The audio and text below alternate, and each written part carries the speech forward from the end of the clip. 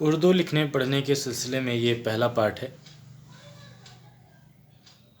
आप उर्दू सीखना चाहते हैं, इसका मतलब ये है कि आप उर्दू के बारे में कुछ ना कुछ जानते ही हैं, इसलिए हम उर्दू के बारे में ज़्यादा बात ना करते हुए सीधा लिखना पढ़ना सीखते हैं।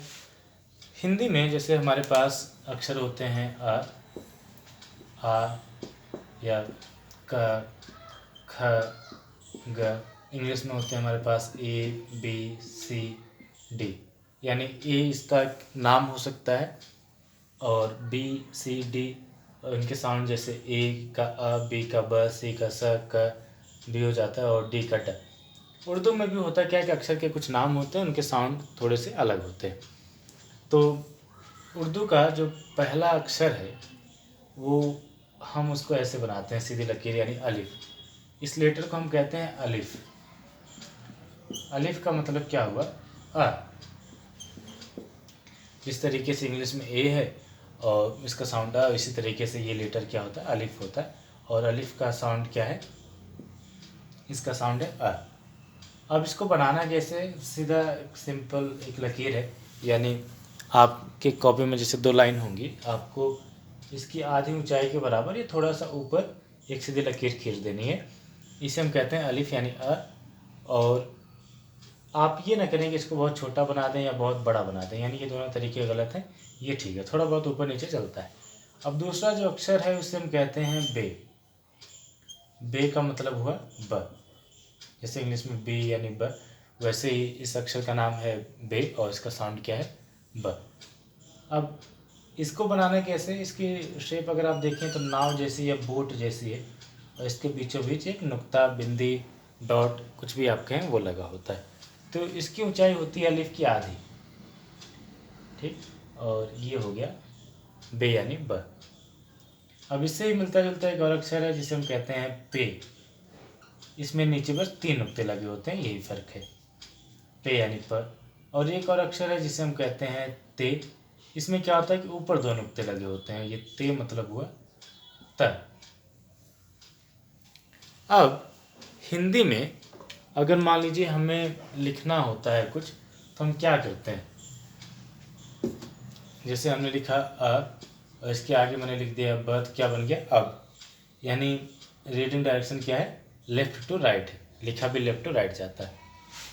उर्दू में बस थोड़ी सी अलग चीज़ ये होती है कि हमारे यहाँ उर्दू में ये राइट टू लेफ्ट चलता है। जैसे कि हमने लिखा अ और इसके साथ मैंने लिख दिया ब, तो ये क्या बन गया? अब। बहुत आसान है। अब ये तो बात हुई अ की। अगर हमें लिखना हो आ, तो उसके लिए हम क्या करते हैं कि अलिफ के ऊपर एक निशान लगाते हैं, सिंपल सा एक निशान है, और इस निशान पर इसको हम मत कहते हैं, तो ये लगा देने से ये बन जाता है आ, यानी ये पूरे स्ट्रक्चर जो है ये आ बन जाता है और ये निशान सिर्फ अलिफ के ऊपर ही लगता है। तो ये हुआ आ। अब इसके आगे अगर मैं लिख दूँ प, तो आप समझ गए होंगे कि ये हो गया आप। ये हुआ आप। अगर मैं लिखूँ आ और फिर मैं लिख दूँ ब, तो ये क्या बन जाएगा? आब।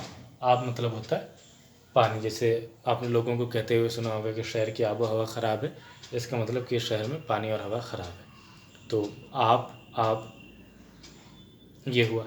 अब कुछ और लेटर सीखते हैं। एक लेटर है जिसे हम कहते हैं दाल, यानी ये इंग्लिश में जैसे हम सी बनाते हैं ऐसे, तो ये बस इसका उल्टी इमेज आप समझिए कि उल्टी इमेज है, और बस ये थोड़े ये लाइन नीचे वाली आगे की तरफ जाती है, इसे हम कहते हैं दाल। दाल का मतलब हुआ दर। दाल यानी दर। और एक और लेटर है जिसे हम कहते हैं रे।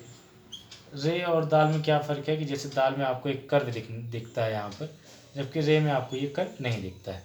इसकी ऊंचाई अलिफ की आधी होती है, यानी जैसे मैं अलिफ अगर यहाँ पर बना रहा हूँ तो इसकी ऊंचाई हम कितनी रखेंगे? इतनी। अगर आप देखें तो अलिफ की आधी ऊंचाई के बराबर। रे का भी यही सेम है। अब ये हुआ रे यानी र।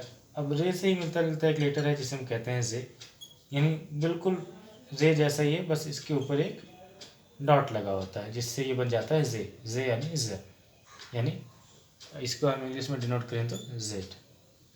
और एक और लेटर है जिसे हम कहते हैं वाव। ये भी रे जैसा है या दाल जैसा आप कह सकते हैं, ये बस इस पर एक लूप होता है, एक गोलाई बनी होती है, यानी वाव यानी व। अब हम कुछ लिखना चाहें, जैसे मैं लिखना चाह रहा हूँ दर, तो ये हमने लिखा दर और फिर आगे र लिखा हुआ तो क्या हो गया दर। अगर मैं लिखूँ द और फिर मैं लिखूँ र और फिर मैं लिख दूँ दर, तो ये क्या हो जाएगा दर्द। ठीक, तो इस तरीके से हम लिख सकते हैं। या मैं और कुछ लिखना चाहूँ इसमें, मैं लिखूँ र और फिर मैं लिख दूँ ब, तो क्या बन जाएगा ये र और ब, आप ऐसे पढ़ें तो ये बन जाएगा रब। तो इस तरीके से, यानी हिंदी में जिस तरीके से लेफ़्ट टू राइट चलता है, बस उर्दू में राइट टू लेफ़्ट चलता है। एक तो ये फ़र्क है। आप चाहें तो वीडियो पॉज कर करके इसे नोट कर लें, यानी ये हुआ रब। तो आप इसको नोट करें और इसके बाद हम बात करते हैं। अभी हमने सीखा अलिफ, बे, पे, ते, दाल, रे, जे, वाव। ठीक, तो अब हिंदी में जैसे मान लीजिए हमने लिखा ब पे आ की मात्रा लगानी हो तो ये क्या करते हैं हम, एक आ का डंडा या सीधी लकीर लगा देते हैं। तो ऐसा अक्षर क्या हमारे पास कुछ उर्दू में मिलता जुलता है? तो अगर हम देखें तो हमारे पास इससे मिलता जुलता क्या है, अलिफ यानी अ। तो यही जो है आ की मात्रा का काम करता है उर्दू में। तो जैसे हमने लिखा ब, जैसे हिंदी में ब पे आ की मात्रा लगा देते हैं, तो यानी उर्दू में भी यही होगा कि ब लिखेंगे, ब में अलिफ जोड़ेंगे।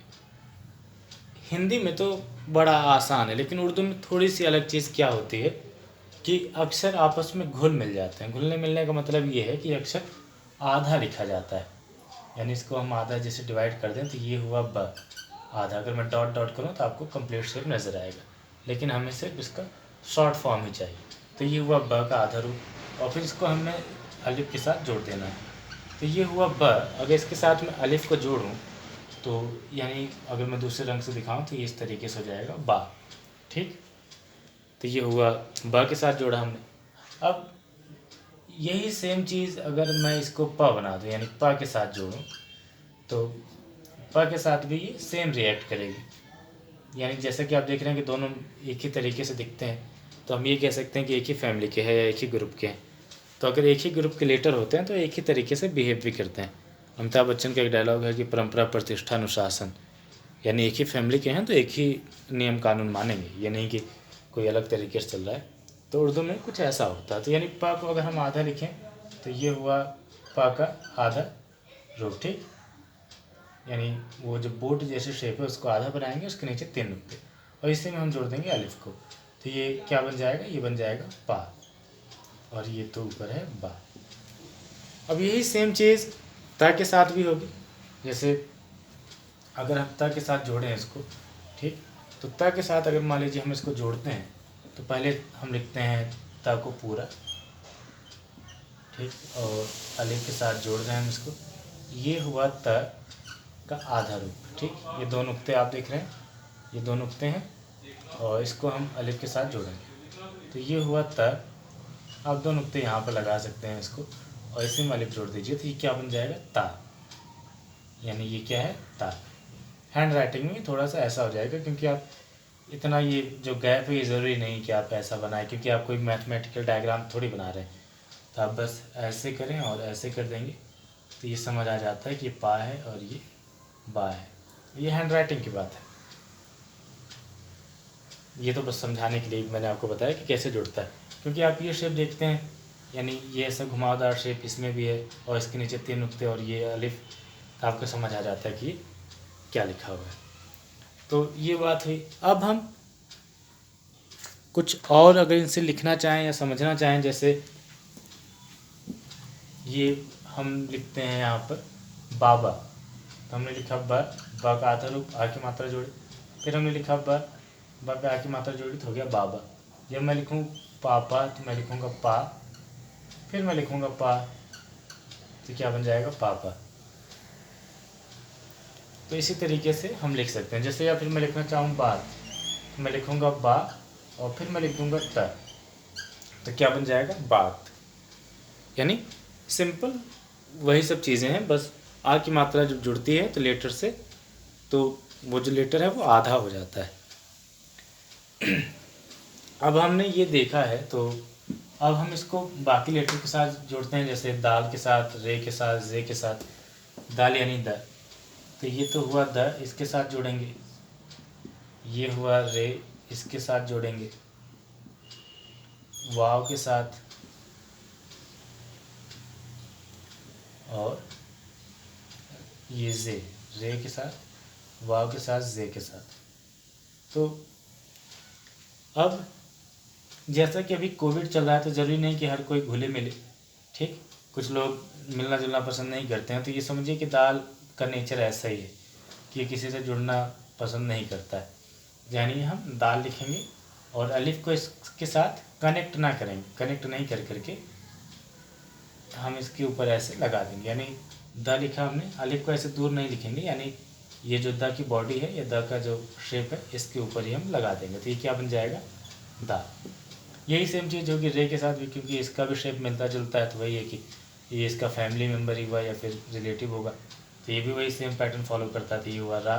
वाव का आप देखें तो वाव भी थोड़ा सा मिलता जुलता ही है, तो ये हो गया वाह। यानी वही है कि परंपरा, प्रतिष्ठा, अनुशासन, कोई भी जुड़ना पसंद नहीं करता है। ये हुआ जे, जे में हमने जोड़ा, तो ये हो गया जा, ठीक। अब हमें कुछ लिखना हो इससे, जैसे हम लिखना चाहें तो हम लिखें द पे आ की मात्रा, फिर हम लिखें द पे आ की मात्रा, हो गया दादा। या हमने लिखा है र, तो हम लिखें र पे आ की मात्रा और फिर हम लगा दें त, तो क्या हो जाएगा, रात। या हम लिखें द, फिर हम लिखें व पे आ की मात्रा, तो क्या बन जाएगा, दवा। या हम इससे लिखें, हमने लिखें र पे आ की मात्रा और फिर हम लिखें ज, तो बन जाएगा राज। र पे आ की मात्रा राज, यानी रीडिंग डायरेक्शन ये है। अब इसी तरीके से अगर हम लिखें आ, फिर हम लिखें व पे आ की मात्रा लगाएं और फिर हम लिखते हैं ज, तो ये क्या बन जाएगा, आ वा ज, आवाज़, ठीक। तो आप इसको एक बार नोट कर लीजिए वीडियो पॉज करके। अब अभी हमने ये जो राज लिखा था, तो अगर आपने देखा हो कि मैंने यानी ज के नीचे एक डॉट लगाया हुआ है, यानी ये ज है। तो जब ये ज है तो यानी एक ज भी होगा, तो वो जो ज है उसकी शेप थोड़ी सी अलग होती है। यानी ये इस लेटर को हम कहते हैं जीम, और इस जीम का मतलब है ज। तो जैसे अगर हम लिखें र पे आ की मात्रा और अगर हम जीम लगा दें, जीम यानी ज, तो ये क्या बन जाएगा, ये बन जाएगा राज्य। इसमें अगर आप देखें तो नुक्ता नहीं लगा हुआ है ज में, तो ये हुआ राज। राज का मतलब हुआ कि कोई किसी का नाम हो सकता है, या राजपाट करने की हम बात कह रहे हो, लेकिन इस राज का मतलब क्या होगा, जैसे कि कोई सीक्रेट है या कोई गुप्त बात है, तो हुआ राज। तो लिखने में भी अंतर है, राज में ये जे का इस्तेमाल होता है और राज लिखने में और ये जीम का इस्तेमाल होता है। इसके साउंड में भी थोड़ा सा अंतर है। इस ज को बोलते हैं तो ये सॉफ्ट ज है, यानी तालू में जीभ टच होती है, और इस ज को जब बोलते हैं जे वाले को, तो जीभ में थोड़ा सा कंपन होता है, ठीक। यानी टंग से एयर थोड़ी सी बाहर जाती है, तो इस वजह से वाइब्रेशन होती है। ये साउंड का हल्का सा डिफरेंस भी है इसमें। तो ये हुआ राज। ऐसे ही हम कुछ और लिखना चाहें, जैसे हम लिखें अलिफ और इसके ऊपर मत लगा दें तो बन जाएगा आ, और फिर हम लिख दें ज, तो ये क्या बन जाएगा, आज। और इसको लिखने का तरीका वही है कि जैसे आप इसको अलिफ की आधी ऊंचाई के बराबर रखते हैं, यानी अलिफ को आधी ऊंचाई के बराबर है थोड़ा सा ऊपर रखते हैं, तो जिम की भी हाइट इतनी ही होती है, ये आप चाहें तो थोड़ा सा लाइन के नीचे ले जा सकते हैं। तो ये जिम यानी ज हुआ। तो ये लिखने का तरीका है, यानी अलिफ हमारा मेजरमेंट टूल है, उसके अकॉर्डिंग ही हम समझ लेंगे कि कौन लेटर कितना छोटा है या कितना बड़ा है। अब हम बढ़ते हैं थोड़ा सा आगे। तो आप अगर नोट करना चाहते हैं तो आप वीडियो रोक करके इसको रिकॉर्ड कर लीजिए। तो अब हम हिंदी में जैसे अगर हमें लिखना हो द के नीचे छोटे ओ की मात्रा, तो हम क्या करते हैं, एक निशान लगाते हैं ऐसा, राइट, इससे ये छोटे ओ की मात्रा बन जाती है। तो हमारे पास यूँ समझिए कि उर्दू में भी कुछ ऐसा ही एक निशान है। जैसे हमने लिखा र के ऊपर हम एक निशान लगा रहे हैं जो कि इस मात्रा से मिलता जुलता है, लेकिन हम इसे क्या कहते हैं, पेश कहते हैं। ये छोटे ऊ की मात्रा का काम करता है, ठीक। ये छोटे ऊ की मात्रा का काम करता है। तो जैसे हमने लिखा है रू यानी, और इसके आगे मैं ता लिख दूँ तो क्या बन जाएगा कि र पे छोटे ऊ की मात्रा होता है रुत। ये तो बात हुई छोटे ऊ की मात्रा की। अब जैसे हम लिखना चाहें बड़े ऊ की मात्रा, यानी जैसे द पे हम बड़े ऊ की मात्रा ऐसे नहीं लगाते हैं, तो ये हम लिखना चाहें तो उसमें क्या होता है कि यानी वाव के ऊपर ये जो आप पेश देख रहे हैं ये उल्टा लग जाता है। यानी वाव है ये व, और इसके ऊपर हम उल्टा पेश लगा देते हैं तो ये कॉम्बिनेशन बड़े ऊ की मात्रा का काम करता है। ठीक, यानी ये वाली मात्रा का ये पूरा कॉम्बिनेशन ये मात्रा का काम करेगा। तो जैसे मैं लिखूँ र के आगे वाव लिखूँ और वाव के ऊपर उल्टा पेश लगाऊँ तो ये जाहिर सी बात है कि ये बन गया रू। और अगर आगे मैं प लिख दूँ तो क्या बन जाएगा रूप। या और कुछ लिखना चाहूँ मैं, जैसे मैं लिखूँ द, उसके आगे लिखूँ वाव, वाव के ऊपर उल्टा पेश लगाऊँ और फिर मैं लिख दूँ र, तो ये क्या बन जाएगा द पे बड़े की मात्रा दू और र यानी दूर। ये हो गया दूर। तो अब यानी ये पेश क्या है, ये ऊ की मात्रा का काम करता है। जैसे हमने अलिफ लिखा है इसके ऊपर लगाया तो क्या बन गया ये ऊ, यानी आ क्या, ये अलिफ क्या है आ है, तो ये आ ई ऊ कुछ भी ये बन सकता है, मात्रा के अकॉर्डिंग ये बिहेव करेगा। तो ये आ पे छोटे ऊ की मात्रा लगी तो बन गया ऊ। अगर मैं इसके आगे लिखूँ र, फिर मैं लिखूँ द, फिर मैं लिखूँ वाव, वाव के ऊपर उल्टा पेश लगा दूँ तो ये क्या बनेगा। आप इसे पढ़ने की कोशिश करें तो अगर आप इसे देखें तो ये बन रहा है कुछ, पहले तो लिखा हुआ है ऊ, फिर है र, फिर द पे बड़े ऊ की मात्रा यानी उर्दू। तो ये क्या हुआ, ये लिखा है हमने उर्दू। तो अब आप उर्दू लिखना पढ़ना एक तरीके से समझ गए हैं कि कैसे उर्दू लिखा जाता है। तो पहला लेसन हम यहीं तक रखते हैं। हम इसका नोट्स आप चाहें तो डिस्क्रिप्शन में हम लिंक दे देंगे, आप उसी से डाउनलोड कर लीजिए, ठीक है। और जो नोट्स है आप उसको एज इट इज़ ही कॉपी कर लीजिएगा, ज़्यादा कुछ अभी समझने की ज़रूरत नहीं है, आप बस इसी को समझें। और हम मिलते हैं फिर अगली क्लास में।